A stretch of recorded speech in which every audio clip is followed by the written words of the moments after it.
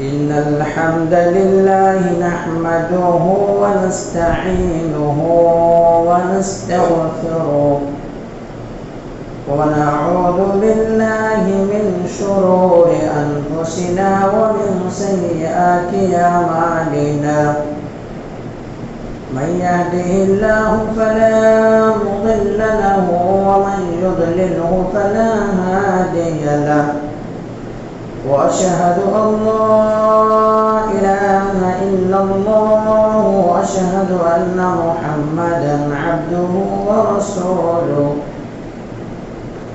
يا أيها الذين آمنوا اتقوا الله حق تقاته ولا تموتن إلا وأنتم مسلمون يا أيها الناس اتقوا ربكم الذي خلقكم من نفس واحدة وخلق منها زوجها وبث منهما رجالا كثيرا ونساء واتقوا الله الذي تساءلون به والأرحام إن الله كان عليكم رقيبا يا أيها الذين آمنوا اتقوا الله وقولوا قولا سديدا يصلح لكم أعمالكم ويغفر لكم ذنوبكم ومن يطع الله ورسوله فقد فاز فوزا عظيما أما بعد فإن خير الحديث كتاب الله وخير الهدي هدي محمد صلى الله عليه وسلم وشر الأمور محدثاتها وكل محدثة بدعة وكل بدعة ضلالة وكل ضلالة في النار. فقد قال الله تبارك وتعالى في كلامه المجيد والفرقان الحميد أعوذ بالله من الشيطان الرجيم بسم الله الرحمن الرحيم تبت يدا أبي لهب وتب ما أغنى عنه ماله وما كسب سيصلى نارا ذات لهب وامرأته حمالة الحطب في جيدها حبل من مسد. وقال الله عز وجل أعوذ بالله من الشيطان الرجيم بسم الله الرحمن الرحيم إنا كفيناك المستهزئين. وقال الله عز وجل أعوذ بالله من الشيطان الرجيم بسم الله الرحمن الرحيم وأنذر عشيرتك الأقربين. قال رب اشرح لي صدري ويسر لي أمري واحلل عقدة من لساني يفقه قولي رب زدني علما رب زدني علما اللهم رب زدني علما سبحانك لا علم لنا إلا ما علمتنا إنك أنت العليم الحكيم. لا يكلف الله نفسا إلا وسعها لها ما كسبت وعليها ما اكتسبت ربنا لا تؤاخذنا إن نسينا أو أخطأنا ربنا ولا تحمل علينا إصرا كما حملته على الذين من قبلنا ربنا ولا تحملنا ما لا طاقة لنا به واعف عنا واغفر لنا وارحمنا أنت مولانا فانصرنا على القوم الكافرين. محترم و مکرم حاضرین جمعہ، دینی اور ملی بھائیوں، عزیز بچوں، پردہ نشین خواتین اسلام، میری معزز اسلامی ماں اور بہنیں،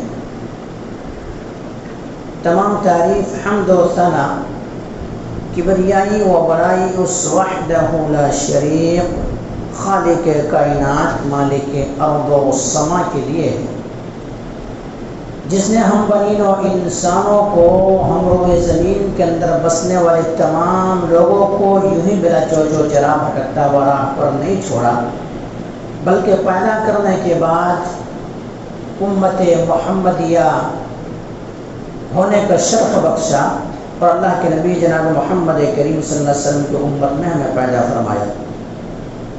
درود و سلام ہو اللہ کے آخری نبی جناب محمد کریم صلی اللہ علیہ وسلم پر۔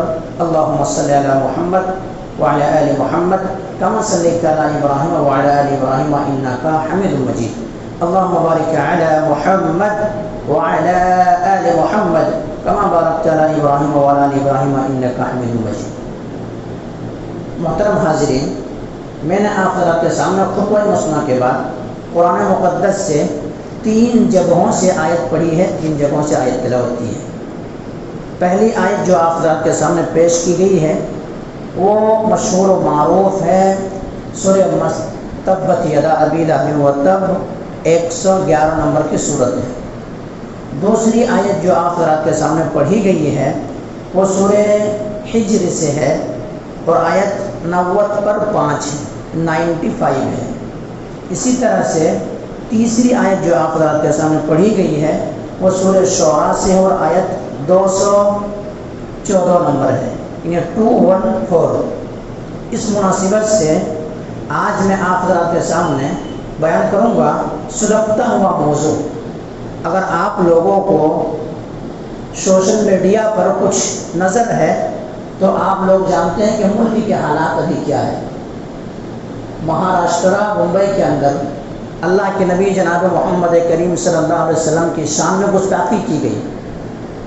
شاید دیکھے ہوں گے لوگوں نے جلوس نکالے، دھرنے پر آ گئے۔ امتیاز جلیل نے تو اپنے کیا کیے، جان کو جوخم میں ڈال دیے اور طرح طرح کے لوگ محبت کے نعرے لگانے لگے اور کہنے لگے تیرا میرا رشتہ کیا لا الہ الا اللہ۔ کون؟ اللہ کے نبی کی شان میں گستاخی کون کیے؟ رام گیری مہاراج اللہ کے نبی صلی اللہ علیہ وسلم کے شان میں گستاخی کی۔ تو دیکھیے گستاخ رسول کا سزا کیا ہے۔ جو اللہ کے نبی کی شان میں گستاخی کر دے ان کا سزا کیا ہے۔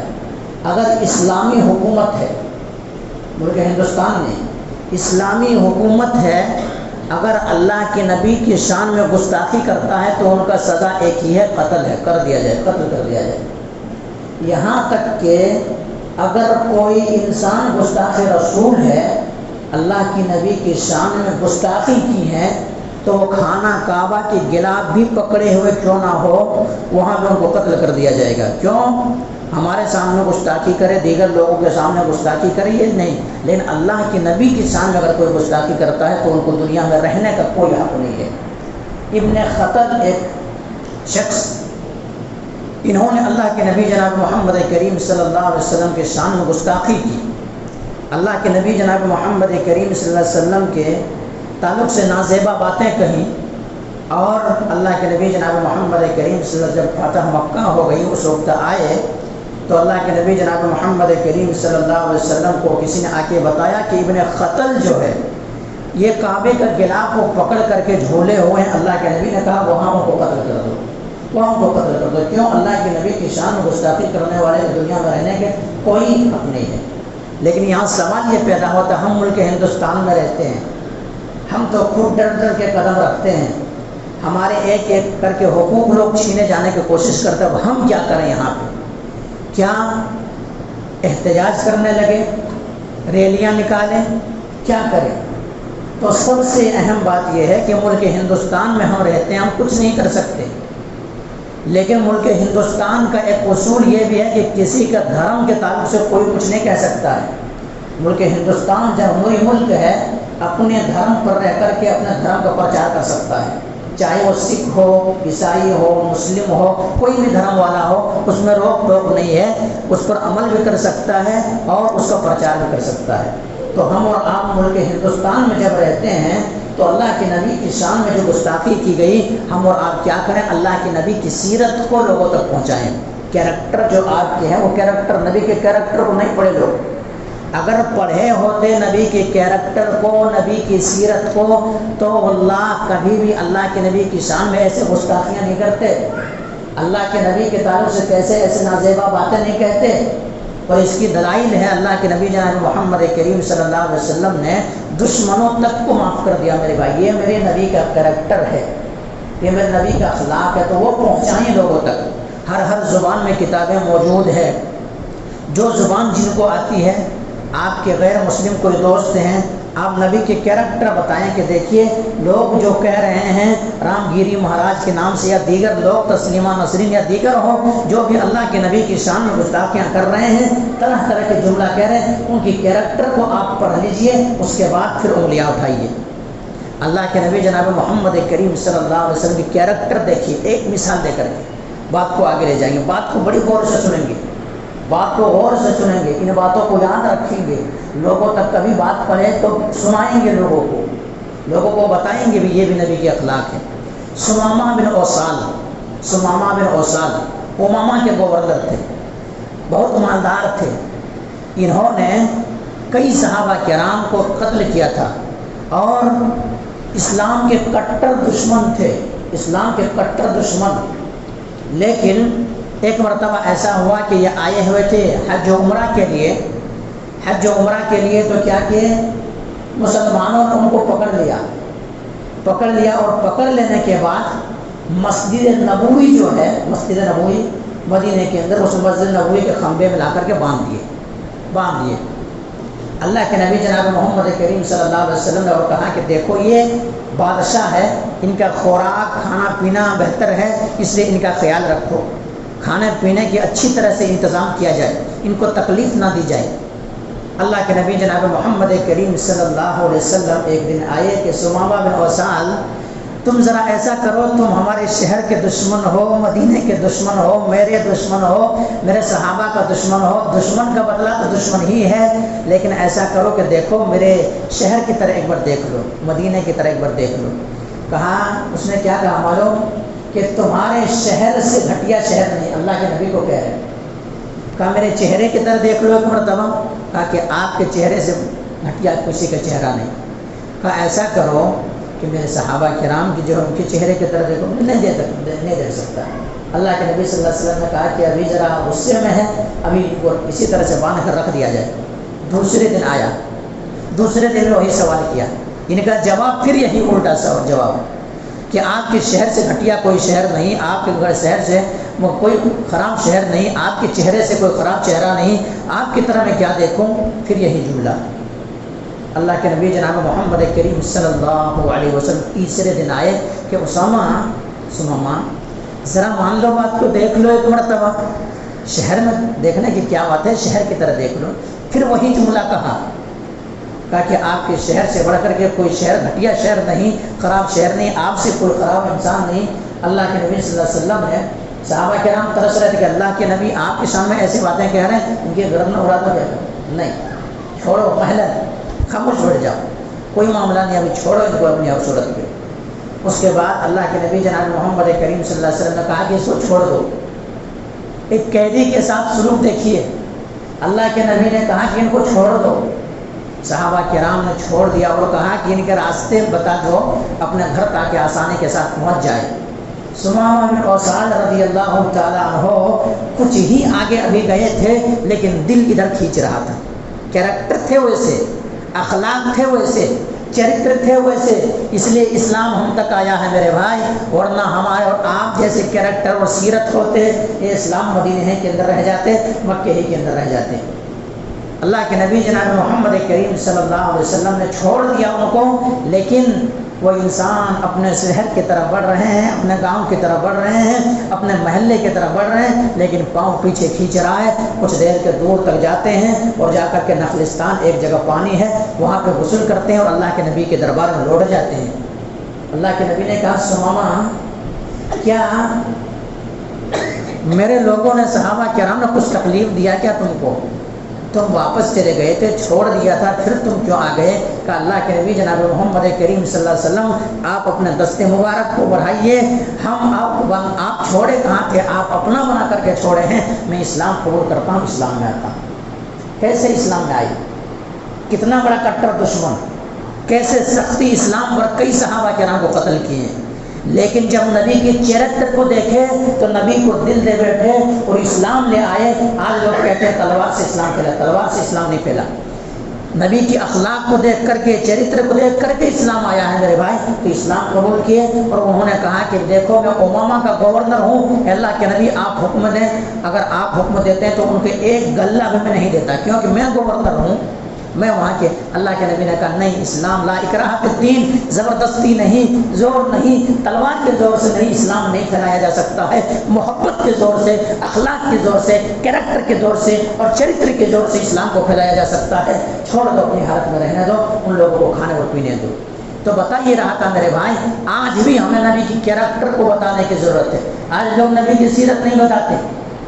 بہت سارے لوگوں کو پوچھ لیا جائے کہ نبی کا نام کیا ہے، نبی کے دادا کا نام کیا ہے، نبی کون سے شہر کے اندر پیدا ہوئے، نہیں معلوم ہوتا۔ کیوں؟ بتایا ہی نہیں جاتا۔ تو نبی کی کیریکٹر کو آج ہمیں خود پڑھنے کی ضرورت ہے اور لوگوں تک بتانے کی ضرورت ہے، اور رام گیری مہاراج جیسے شخصیت کے ان کو پہنچانے کی ضرورت ہے۔ ارے تم تو یہ کہہ رہے ہو لیکن نبی کی کیریکٹر تو یہ ہے، دیکھو ان کی کیریکٹر میرے بھائیوں یہ ہے۔ اور اللہ تبارک و تعالیٰ نے ورفعنا لک ذکرک، آپ کے ذکر کو بلند کیا ہے۔ آپ کے کوئی شان میں گستاخی کرے، آپ کی جو عظمت جو ہے ان کو کوئی گھٹا نہیں سکتے ہیں، ان کے کیریکٹر کو کوئی گھٹا نہیں سکتے ہیں۔ نبی کا اخلاقی وجہ انک علی خلق عظیم، آپ بہتر اخلاق کے مالک ہیں۔ ورفعنا لک ذکرک، ہم نے آپ کے ذکر کو بلند کیا ہے۔ لیکن یہ یاد رکھیں اللہ کے نبی کی شان میں جو بھی گستاخی کی ہیں، اللہ کے نبی کی شان میں گستاخی کرنے والے کو اللہ نے چھوڑا نہیں ہے، اللہ نے چھوڑا نہیں۔ آئیے بتاؤں میں سرسری طور پر آپ لوگوں کو، اللہ کے نبی صلی اللہ علیہ وسلم کے شان میں ان کا چچا جو ہے ابو لہب گستاخی کرتا تھا۔ اللہ کے نبی جناب محمد کریم صلی اللہ علیہ وسلم کے اوپر جب آیت نازل ہو گئی، سورہ شورا کی آیت 214 نمبر کی آیت، وَأَنذِرْ عَشِيرَتَكَ الْأَقْرَبِينَ، کہ اے نبی صلی اللہ علیہ وسلم آپ اپنے قرابت داروں کو، آپ اپنے رشتہ داروں کو، آپ لوگوں کو ڈرائیں۔ اللہ کے نبی جناب محمد کریم صلی اللہ علیہ وسلم حکم کی تعمیل کرتے ہوئے، حکم پر مکمل اترتے ہوئے، اللہ کے نبی صلی اللہ علیہ وسلم کوہ صفا کی پہاڑی پر چڑھ گئے۔ چڑھ جانے کے بعد آپ صلی اللہ علیہ وسلم نے ایک اعلان، ایک ندا، ایک آواز لگائی، یا صباحا، یا صباحا، اے لوگ جمع ہو جاؤ، اور خاندان کے نام لے کر کے جمع لوگوں کو بلائے۔ تمام لوگ وہاں تک پہنچ گئے، یہاں تک کہ جو پہنچ نہ سکے وہ اپنے قصیدوں، اپنے نوکروں کو، اپنے غلاموں کو بھیج دیے کہ اللہ کے نبی کوہ صفا پہ موجود ہے، آخر کیا کہیں گے، چلو بلاتے ہیں۔ نبی اکرم جناب محمد کریم صلی اللہ علیہ وسلم نے سب لوگوں کو بلا لیے، اور جب معلوم ہوا کہ تمام کے تمام لوگ آ چکے ہیں، اب دعوت رکھیں، دعوت رکھیں۔ اس سے پہلے آپ صلی اللہ علیہ وسلم ایک بات کہے، کیا بات؟ کہ اگر میں یہ کہوں کہ اس پہاڑی کے پیچھے ایک لشکر جرار ہے اور عنقریب تمہارے اوپر حملہ آور ہے، تمہارے اوپر حملہ کرنے والی ہے، کیا تم مان جاؤ گے میرے بات کو؟ صحابہ کرام نے، یا ان لوگوں نے، صحابہ کرام تو تھے نہیں، ابھی اسلام قبول نہیں کیے تھے، کہا اللہ کے نبی اے محمد صلی اللہ علیہ وسلم آپ ہمیشہ سچ بولتے ہیں، آپ کی بات کو ہم ماننے کے لیے تیار ہیں، کیونکہ آپ جھوٹ بولے ہی نہیں زندگی میں۔ نبی صلی اللہ علیہ وسلم کی جو 40 سالہ زندگی ہے نبوت سے پہلے کی، اس وقت بھی جھوٹ نہیں بولے اور نبوت کے بعد بھی جھوٹ نہیں بولے۔ نبی کریم صلی اللہ علیہ وسلم نبوت کے جھوٹ سے بڑی نفرت تھی، تو اسی لیے کہا کہ آپ تو جھوٹ بولتے ہی نہیں ہیں، اس لیے آپ جو کہیں گے ہم بات ماننے کے لیے تیار ہیں۔ اب آپ صلی اللہ علیہ وسلم نے کہا کہ دیکھو قولوا لا الہ الا اللہ، کہہ لو کامیاب ہو جاؤ گے، تفلحو کامیاب ہو جاؤ گے، تملک العرب والعجم، عرب کا بھی تم مالک بن جاؤ گے اور عجم کا بھی تم مالک بن جاؤ گے، قولوا لا الہ الا اللہ تفلحو، کہہ لو کامیاب ہو جاؤ گے۔ سارے کے سارے لوگ سناٹا چھایا ہوا، خاموشی اختیار کیے ہوئے ہیں، کسی کے اندر بولنے کی طاقت اور طاقت نہیں ہے، لیکن گھر کا بھیدی لنگ کا ڈھائے، وہی کہانی بنا۔ اور ابو لہب اللہ کے نبی کی شان میں گستاخی کرنے لگا اور کہا تبت لک یا محمد ولہذا جمعتنا، اے محمد صلی اللہ علیہ وسلم آپ کے ہاتھ ٹوٹ جائے۔ اللہ اکبر، اللہ کے نبی کی شان میں گستاخی کی گئی تھی۔ اللہ کے نبی جناب محمد کریم صلی اللہ علیہ وسلم وہاں سے لوٹ گئے کہ گھر کا رشتہ دار ہے، کیا ان کو جواب دوں، بڑے بوڑھے ہیں، ان کو کیا کہوں، وہاں سے واپس آ گئے۔ لیکن اللہ رب العالمین کو یہ ادب پسند نہیں آیا، ابو لہب کا یہ ادب پسند نہیں آیا، نبی کی شان میں گستاخی کی گئی تھی۔ اللہ تبارک و تعالیٰ نے اللہ کے نبی کے اوپر وحی کی، آیت نازل کی، تبت یدا ابی لہب وتب ما اغنی عنہ مالہ وما کسب۔ اے محمد صلی اللہ علیہ وسلم، یہ کہہ رہے ہیں ابو لہب کہ آپ کا ہاتھ ٹوٹ جائے، ان کے دونوں ہاتھ ٹوٹ جائے اور یہ خود غارت ہو جائے۔ جس مال اور بیٹے کے لیے یہ گھمنڈ میں چور ہے، ما اغنی عنہ مالہ وما کسب، نہ تو ان کے مال کام آئے اور نہ ان کے اولاد کام آئے۔ ما اغنی عنہ مالہ وما کسب تبت یدا ابی لہب وتب ما اغنی عنہ مالہ وما کسب سیصلی نارا ذات لہب، اور ان قریب جہنم کی دہکتی ہوئی آگ میں جائے گا، فی جیدہا حبل من مسد، اور ان کی بیوی بھی جہنم کے آگ کے اندر جائے گی۔ تو اللہ تبارک و تعالیٰ نے گستاخ رسول کا جواب دیا یا نہیں دیا؟ اللہ نے کیا کہا؟ انا کفیناک المستہزئین، ہم آپ کے شان میں جو گستاخی کرتے ہیں، جو مذاق اڑاتے ہیں، جو بری باتیں کہتے ہیں، ہم کافی ہیں۔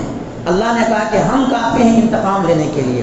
آخرکار یہ آیت، وہ دعوت کے 8 سال گزرے تھے، دعوت کے 8 سال گزرے تھے، اس کے بعد ایسا ہوا کہ ابو لہب جو ہے بیمار پڑ گئے، اور بیمار پڑنے کے بعد چیچک کی بیماری لاحق ہو گئی، پورے جسم کے اندر پھوڑا ہو گیا، پھوڑا ہو جانے کے بعد معاملہ ایسا ہوا کہ پھوڑا جب پھوٹتا تو بدبو پھیل جاتی، کوئی لوگ تک قریب ان کے نہیں گئے، یہاں تک کہ بیٹے نہیں گئے، خاندان نہیں گئے، کوئی نہیں گئے، مر گیا وہ انسان، مر کے 3 روز ہو گیا، پورے بدبو پھیلا ہوا ہے۔ کیوں؟ نبی کی شان میں گستاخی کی ہے۔ نبی کی شان میں گستاخی کرنے والے کو ہم اور آپ چھوڑ دیں، اللہ نہیں چھوڑتا، ورفعنا لک ذکرک، اللہ کے نبی کے ذکر کو بلند اللہ نے کیا ہے، اور جتنا شان گھٹانے کی کوشش کریں اتنا نبی کے نام لیے جاتے رہیں گے، جب تک اذان پوری دنیا کے اندر ہوتے رہیں گے، جب تک کہ نبی کا نام نہ لے لے تب تک کیا ہے، اذان مکمل نہیں ہوگی، تم کیا نبی کی شان گھٹاؤ گے۔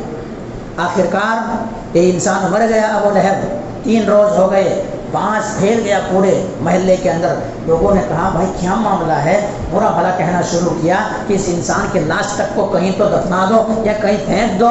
آخرکار ان کے بیٹوں نے ایک حبشی غلام کو پیسے دیا، مزدوری دیا، اور کہا کہ دیکھو میرے ابا کا لاش کو ہم لوگ تو جا نہیں سکتے ہیں، بدبو پھیلا ہوا ہے، ان کے کہیں پہ گڈھے وغیرہ میں پھینک دو۔ ان کے پاؤں میں رسی باندھا گیا، اور رسی باندھنے کے بعد گھسیٹتا ہوا جا کر کے کھڈے میں پھینک دیا، اور اوپر سے پتھر وغیرہ پھینک دیا، ان کو دفن تک نہیں کیا گیا، دفن تک نہیں گیا۔ کیا سمجھتے ہیں نبی کے شان میں گستاخی کرنے والے بچیں گے؟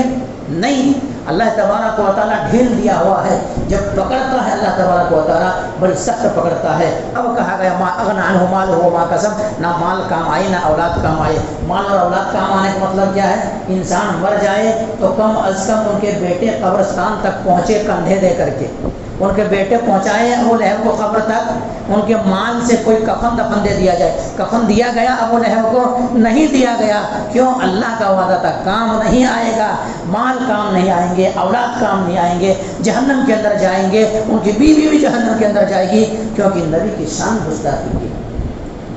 تو جنہوں نے بھی نبی کی شان میں گستاخی کی ہے اللہ تبارک و تعالیٰ چھوڑا نہیں۔ یہ پورے خاندان نبی کے دشمن تھے، ابو لہب جو ہے پورے خاندان نبی کے دشمن، حالانکہ نبی کے پڑوسی تھے۔ اللہ کے نبی جناب محمد کریم صلی اللہ علیہ وسلم گھروں کے اندر جب کھانا وغیرہ پکاتے تو یہ ابو لہب اور ان کے اہل و عیال کیا کرتے؟ کوئی اوجھڑی وغیرہ پھینک دیتے۔ نبی کریم صلی اللہ علیہ وسلم کے ازواج مطہرات کھانا بنا رہے ہوتے ہیں، آ کر کے ہنڈیوں میں گر جاتی، بڑی مصیبت ہوتی۔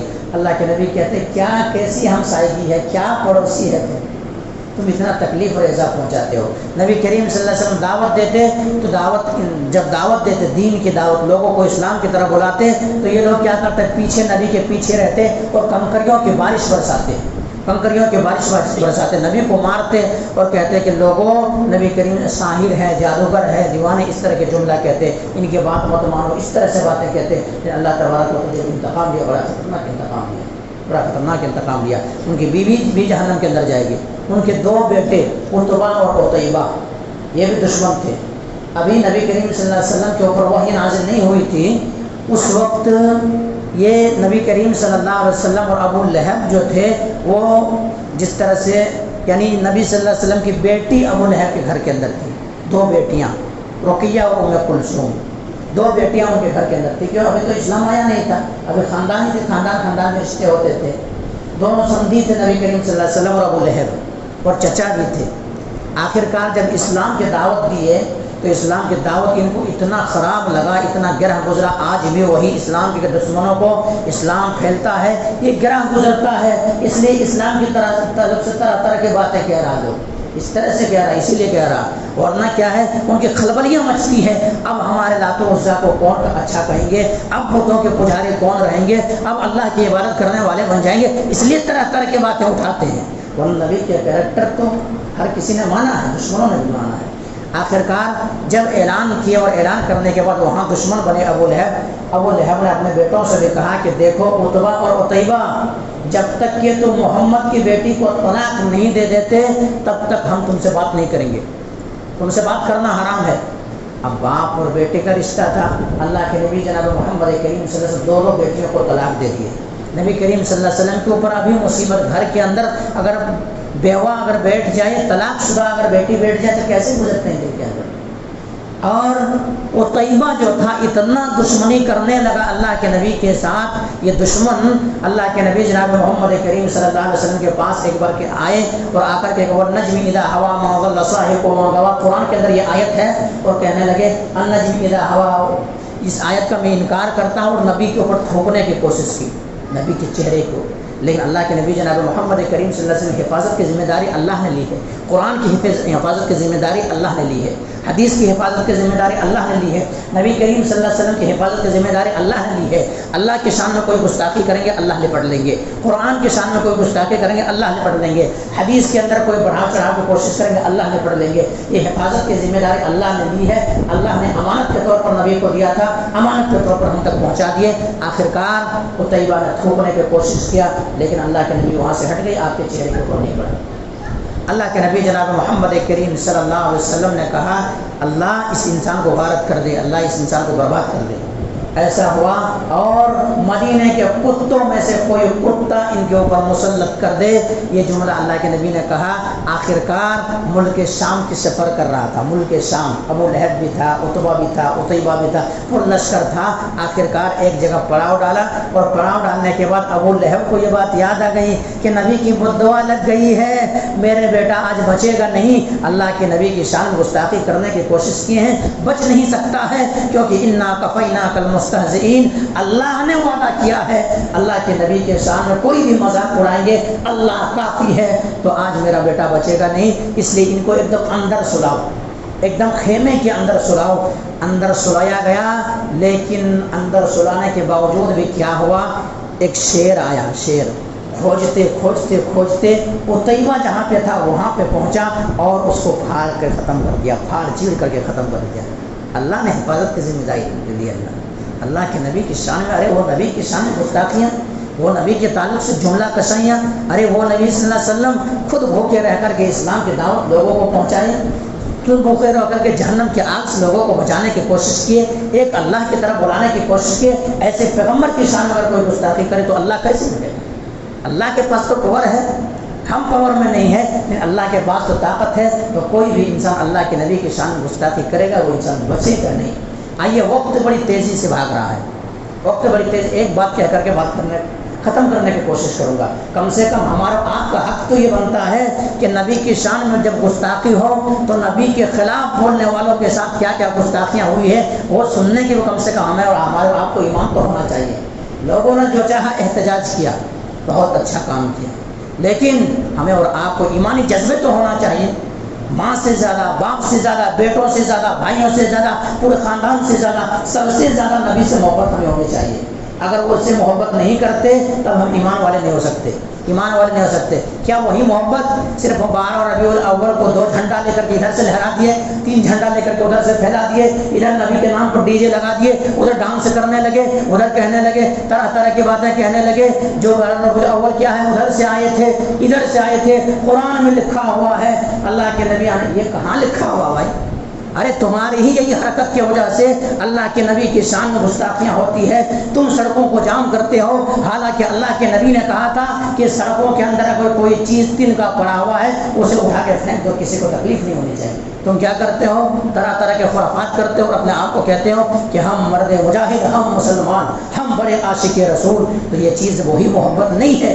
نبی کے کیریکٹر کو لوگوں تک پھیلاؤ، نبی کے اخلاق کو پھیلاؤ، اور اس کے بعد بتاؤ کہ یہ محب رسول ہم ہے، عمل کر کے دکھاؤ، نبی جیسے چہرہ بناؤ، نبی صلی اللہ علیہ وسلم جیسا چہرہ بناؤ، نبی کے طریقے پہ چلو، نبی کے بتائے ہوئے طریقے پہ چلو، یہ محبت ہے، یہ چیز ہے۔ تو میرے بھائیوں، بتانا یہ مقصد ہے، آج ملک کے حالات صحیح نہیں ہے، ملک کے حالات صحیح نہیں ہے۔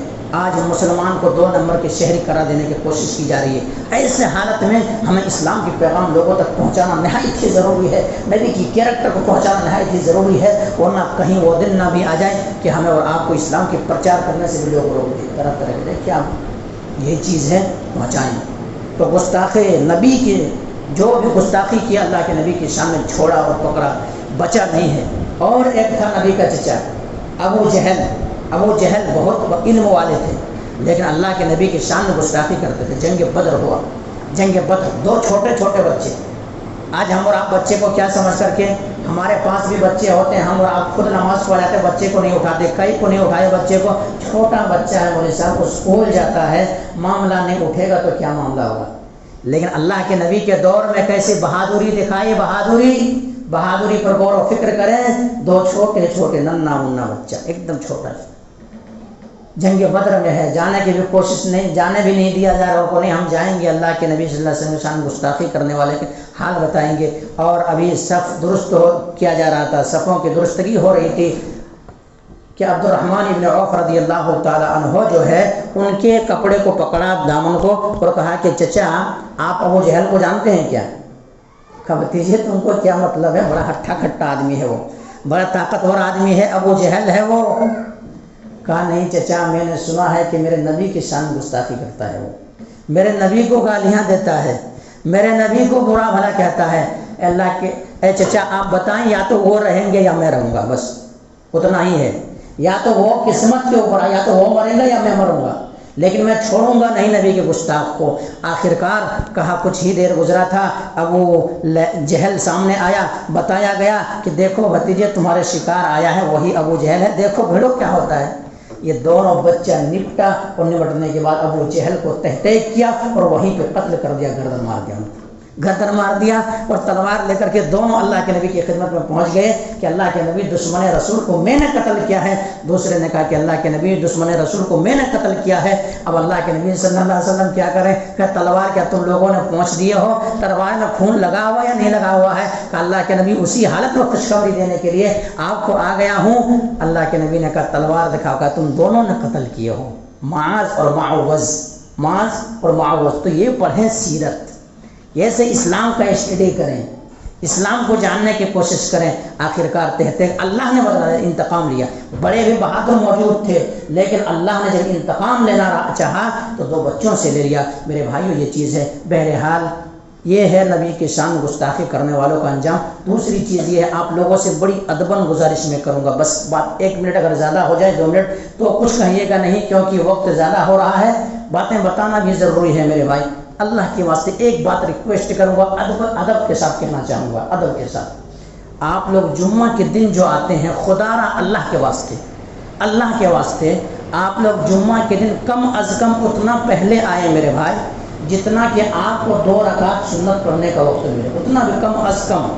کاروباری آدمی ہیں آپ لوگ، جانتے ہیں کہ کاروبار کو چھوڑ کر کے آنا ذرا مشکل ہے، لیکن جب اذان ہو جاتی ہے اس کے بعد آپ کاروبار کریں گے، وہ کاروبار بھی کرنا حرام ہے، وہ کاروبار بھی کر کے آپ کا فائدہ نہیں ہے۔ تو اللہ کے واسطے کیا کریں، کم از کم اتنا پہلے آ جائیں جتنا کہ آپ 2 رکعت سنت پڑھ کے بیٹھیں اور اس کے بعد ممبر پہ خطیب آئے اور تقریر آپ لوگ سنیں، یہ ہے۔ ورنہ اگر آپ خطیب ممبر پر آ گیا ہے نا، اس کے بعد آپ آئیں گے تو آپ کا نام رجسٹر میں لکھا نہیں جائے گا۔ حدیث ہے نا، واضح حدیث، کہ جب جمعہ کا دن ہوتا ہے تو جمعہ کے دن فرشتے مین گیٹ میں بیٹھ جاتے، سنے نہیں سنے، مین گیٹ میں بیٹھ جاتے، اور جو سب سے پہلے گھڑی میں آتا اس کا نام لکھتا، اونٹ کو ثواب دے دیتا، دوسری گھڑی میں جو آتا اس کے بھی نام لکھ لیتا، ان کو گائے کا ثواب دیتا قربانی کرنے کا، تیسرے گھڑی میں آتا میڈھا اور بکری کا ثواب مل جاتا، چوتھے گھڑی میں آتا مرغی کا ثواب مل جاتا، پانچویں گھڑی میں آتا انڈے کا ثواب مل جاتا، اور اس کے بعد جو آتا ان کے نام نیچے نیچے نیچے نیچے لکھا جاتا رہتا، کب تک؟ جب تک کہ خطیب ممبر پر نہیں آ جاتا تب تک۔ اور جب خطیب ممبر پر آ جاتا تو اپنا رجسٹر کو ایسے کیا کرتے فرشتے رجسٹر کو بند کر دیتے، اور بند کرنے کے بعد خطیب کیا تقریر کر رہا ہے فرشتے بھی سننا شروع کر دیتے۔ تو اب بعد میں آئے خطیب ممبر میں آنے کے بعد آئے، آپ کا نام لکھا نہیں گیا، کتنی بڑی مصیبت کی بات۔ سب کچھ لگائے، وقت لگائے، نہائے، کپڑے پہنے، سب کچھ کرے، ہمارا نام رجسٹر میں موجود ہی نہیں ہے۔ ذرا سوچیں میرے بھائی، غور و فکر کریں، بڑی افسوس کی بات ہے، بڑی افسوس کی بات ہے۔ ویسے تو عام انسان کے 5 وقت نماز پڑھنا ہے، معاف نہیں ہے۔ جو جمعہ بھی آتے ہیں وہ بھی تاخیر سے آنے کی کوشش کرتے ہیں۔ ذرا سینے پہ ہاتھ رکھ کر کے سوچئے گا، میرے بات کو ذرا سینے پہ ہاتھ رکھ کر کے ایسا سوچئے گا کہ کیا حقیقی معنوں میں یہی چیز آپ کو اگر کہیں جانا، ٹرین پکڑنی ہے تو آپ کیا کریں گے؟ 5 منٹ بعد جائیں گے بھائی، یہاں سے ایلور جا رہے ہیں آپ، ایلور میں آپ کو ٹرین پکڑنی ہے، اگر وہاں پہ 8:20 میں ٹرین، آپ کتنے بجے جائیں گے وہاں پہ؟ 8 بجے پہنچ جائیں گے۔ ٹرین کا معاملہ ہے بھیا، گاڑی چھوٹ بھی جاتی، کیا معاملہ ہوتا، وہ جمعہ کے معاملے اور دین کے معاملے کو کیوں نہیں سمجھتے بھائی؟ جب ہم ممبر پر خطیب آ جائے گا، ہمارا نام لکھا نہیں جائے گا، جمعہ کا ثواب سے محروم ہو جائیں گے، تو میرے بھائیوں ان باتوں کے اوپر غور و فکر کریں، اور کم از کم اتنا پہلے تو ضرور آئیں کہ کم سے کم آپ 2 رکعت سنت پڑھ سکیں۔ دیگر مسجدوں میں آپ چلے جائیں، جیسے بڑے جو مراکز ہے، شہر ہے، وہاں تو 11 بجے سے مسجدیں فل ہو جاتی ہیں میرے بھائی، 11 بجے سے۔ ایک جگہ میں خطبہ دینے کے لیے گیا تو میں کیا دیکھا، مجھ سے پہلے مسجد فل ہے، بھرا ہوا ہے، اجے واڑہ کے اندر گیا تو پورے یہاں سے وہاں تک مسجد بھرا ہے۔ بھائی ابھی بھی اسلام ایسا ہے؟ تو میرے بھائی جمعہ کے دن سورہ کہف کی تلاوت کریں، جمعہ کے دن آ کر کے سنت پڑھیں، اللہ سے مانگیں، تحفہ لینے کا دن ہے، گفٹ لینے کا دن ہے۔ ایک دن بھی ہم اور آپ 1 گھنٹے میں قربانی نہیں دے سکتے تو ہم اور آپ پھر کیا قربانی دیں گے میرے بھائی، کیا قربانی دیں گے؟ اسی طرح سے مسجدوں کو بھی بات کریں، مسجدوں کے اندر بھی ہمارے مصلیوں کی کمی ہو رہی ہے، لوگ نماز سے دور ہو جا رہے ہیں میرے بھائی۔ نماز تو کسی بھی صورت میں پڑھنا ہے نا، کسی کے لیے بھی معاف نہیں ہے، نماز سے بھی پابندی کریں، مسجدوں کو آباد کریں۔ کچھ لوگ گھر میں بولتے گھر میں پڑھ لیتے، میرے بھائی گھر میں نماز پڑھ لیتے تو یہاں پھر مسجد بنانے کا کیا مطلب ہے؟